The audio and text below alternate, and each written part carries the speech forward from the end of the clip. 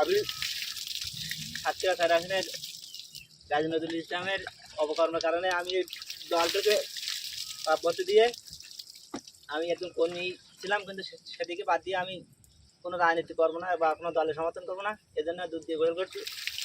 সবাইকে ধন্যবাদ।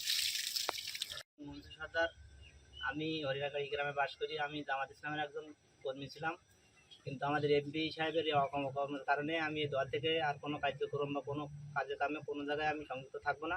আজ থেকে আমি এই রাজনীতি থেকে অব্যাহতি দিয়ে আমি দুধ দিয়ে গোসল করছি।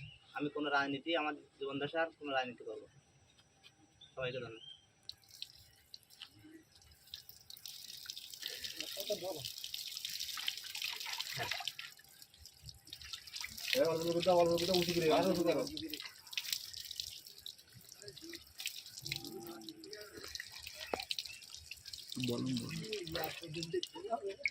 আমি মোহাম্মদ দেলোয়ার হোসেন, পিতা মোহাম্মদ মনসুর সর্দার।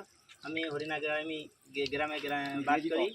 আমি বাংলাদেশ জামাত ইসলামের একজন কর্মী ছিলাম, কিন্তু আমার এমপি সাহেবের অপকর্মের কারণে আমার ভালো না লাগায় আমি আমার এই জামাত ইসলাম থেকে পদত্যাগ করে আমার জীবন দশায় কোনো রাজনীতি করবো না। জামাত ইসলাম দল বলে কোনো দলকে আমি ভালোবাসি না বা আর দল পার্টি করবো।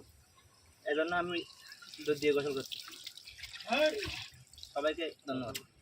হোসেন, গ্রাম হরিণাগাড়ি, জেলা থানা শ্যামনগর, জেলা সাতক্ষীরা।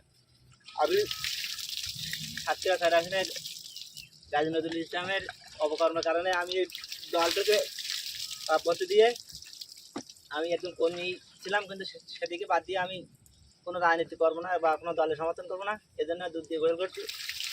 সবাইকে ধন্যবাদ।